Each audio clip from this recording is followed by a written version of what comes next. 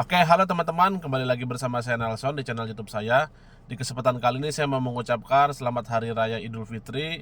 Mohon maaf lahir dan batin, tolong dimaafkan apabila ada mungkin dari kata-kata saya yang kurang berkenan kepada teman-teman, mohon dimaafkan. Oke, kali ini saya akan membahas mengenai penyakit asam lambung. Ya, jadi salah satu gejala atau keluhan asam lambung itu adalah nyeri dada. Ya, nyeri dada ada yang di atas dada sini, ada yang di sini, ada yang kadang-kadang di samping sini, bahkan di dada kanan pun terasa nyeri. Ya, jadi banyak teman-teman yang takut itu adalah penyakit jantung. Ya, jadi saya jelaskan sedikit di sini bahwa pada dasarnya penyakit asam lambung pun bisa menyebabkan nyeri dada, teman-teman ya. Jadi bukan hanya sakit jantung atau sakit paru saja, sakit asam lambung pun bisa menyebabkan nyeri dada, bahkan tembus sampai ke belikat atau ke punggung. Bukan cuma asam lambung ya, penyakit batuk empedu pun kadang-kadang dia juga bisa mengakibatkan nyeri dada. Tapi mungkin kalau penyakit batuk empedu lebih cenderungnya nyeri dadanya itu di sebelah kiri ya. Jadi teman-teman nggak perlu khawatir kalau misalkan teman-teman punya sakit asam lambung dan jaga makan, nggak perlu takut teman-teman terkena penyakit jantung. Tapi banyak juga mungkin teman lihat di informasi-informasi ya, di iklan-iklan obat asam lambung yang mengatakan bahwa penyakit asam lambung bisa menyebabkan sakit jantung. Ya, jadi pada dasarnya begini teman-teman.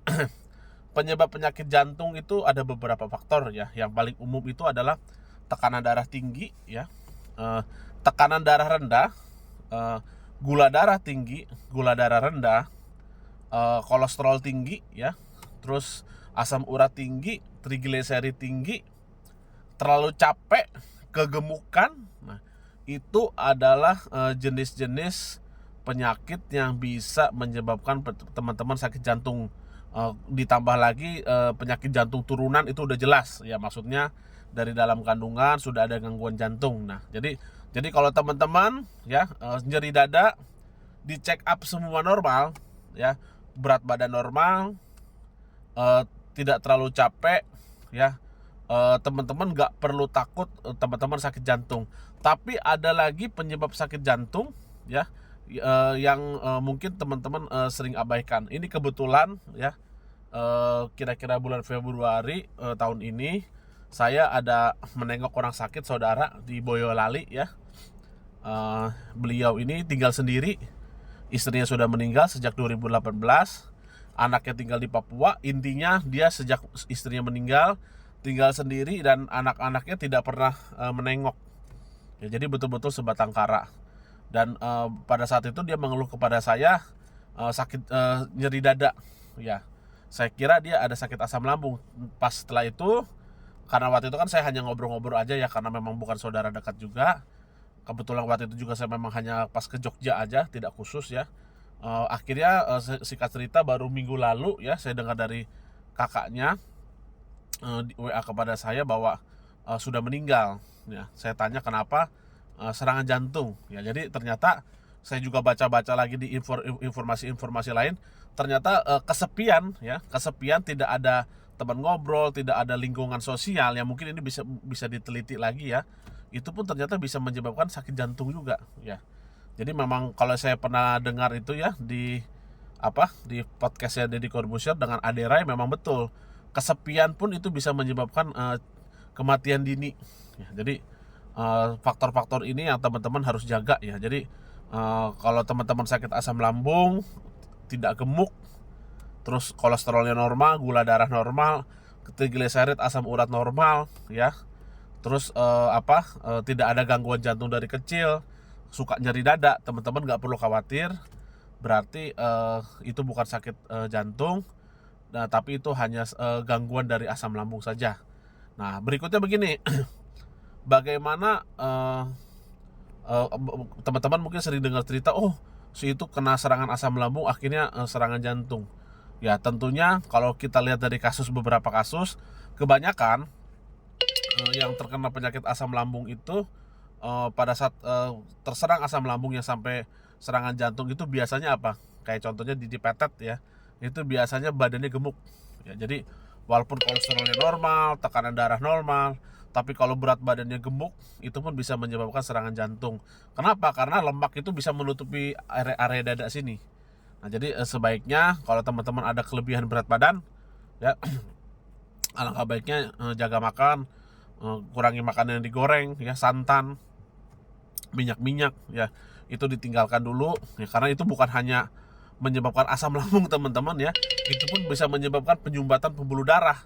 Makanya hampir semua penyakit pantangan saya itu hampir semua sama, makanan yang digoreng, santan, daging merah ya itu, dan juga lemak-lemak lainnya, seafood. Karena apa? Bukan hanya asam lambung yang diserang, tapi juga dia bisa menyerang pembuluh darah. Apalagi teman-teman berat badannya berlebihan, itu harus jaga-jaga.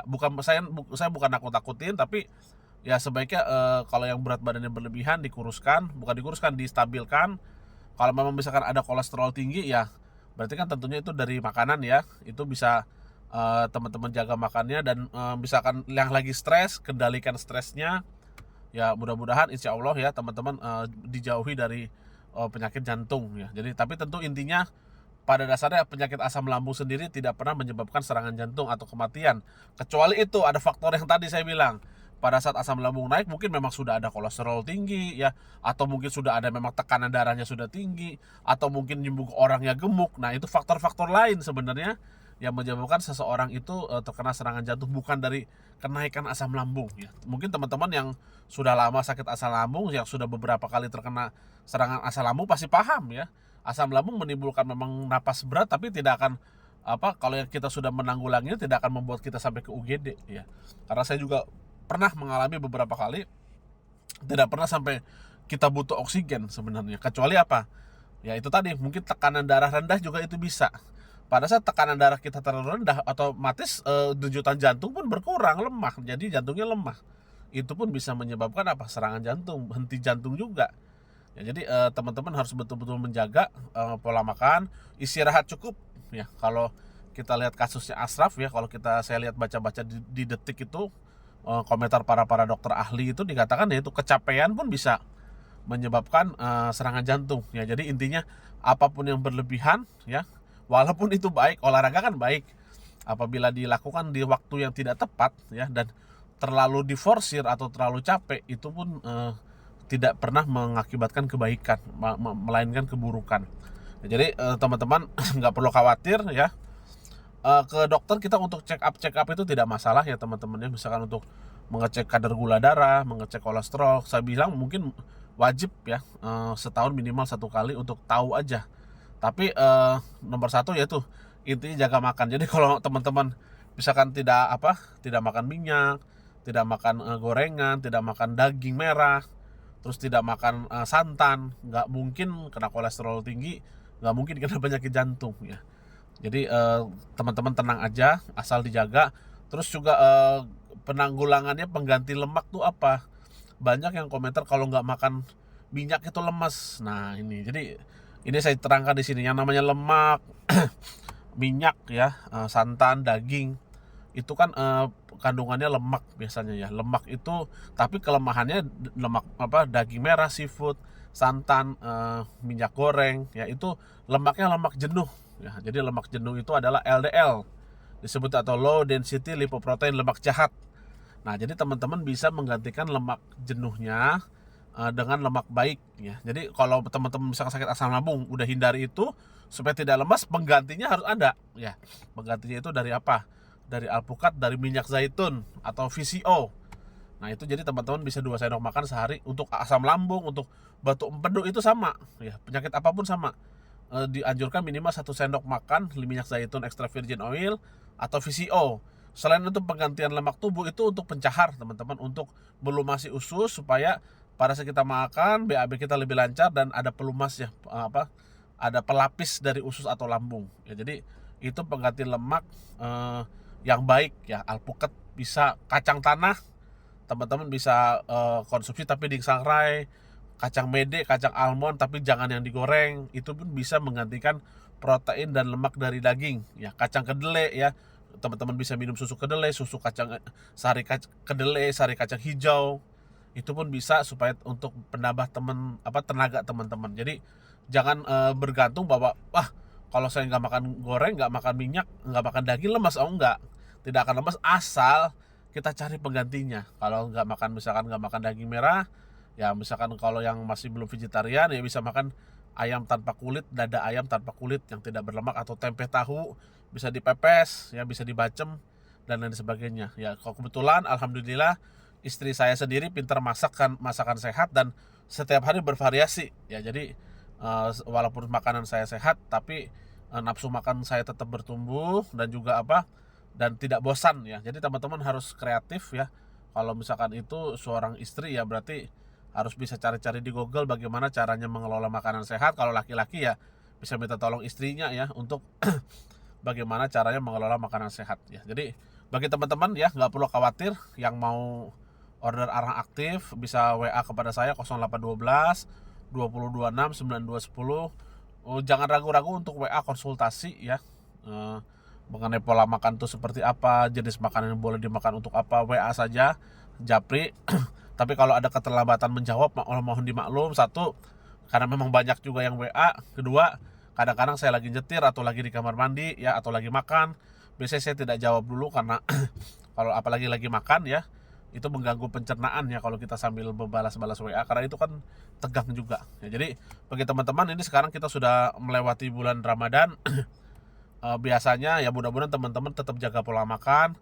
Yang misalkan tidak bisa menjaga yang kemarin ya, sebisa mungkin sekarang mulai dijaga lagi. Karena apa ya, itu yang namanya penyakit itu tidak mungkin menyerang kita secara sekaligus. Contoh perokok ya, nggak mungkin beberapa hari ngerokok langsung kena sakit paru-paru atau sakit jantung, nggak mungkin. Itu biasanya terakumulasi sedikit demi sedikit, baru dia menumpuk, nah tahu-tahu menyumbat pembuluh darah. Nah itu makanan minyak gorengan juga sama ya. Nggak dia sekali makan, kita makan rendang misalkan besok jantung, enggak. Itu kebiasaan yang diakumulasikan bertahun-tahun. Nah itu jadi bagi yang belum kena ya jangan sampai kena. Bagi yang sudah kena ya nggak usah khawatir juga, nggak usah stres. Kita berdoa kepada Yang Maha Kuasa supaya kita tanggulangi. Jadi arang aktif ini ya selain untuk asam lambung, batu empedu, dia juga bisa menurunkan kadar kolesterol ya, untuk kolesterol, untuk tekanan darah tinggi, asam urat, rematik, diabetes. Nah itu pun sangat baik sekali konsumsi arang aktif, karena memang di beberapa tempat penjual seafood itu untuk mengeluarkan lemaknya itu pakai arang ya, salah satu metodenya. Jadi karena memang arang aktif itu bisa menyerap lemak ya, jadi gak perlu khawatir. Yang punya kolesterol tinggi, minum aja rutin arang aktif, jaga makan, insya Allah beberapa minggu juga sudah normal. Oke, sampai saya di sini dulu teman-teman ya. Sampai bertemu di lain kesempatan. Kalau mau request teman-teman saya mau bahas apa selanjutnya, bisa komentar di bawah. Selama 2 tahun ini channel ya, mungkin 2-3 tahun saya tidak pernah minta subscribe atau share ya. Untuk kali ini saya minta tolong ya, kalau teman-teman bisa bantu subscribe atau share channel YouTube saya, supaya saya juga bisa, bukan untuk saya ya, terutama untuk membantu juga teman-teman yang sakit di tempat lain. Oke, selamat siang teman-teman.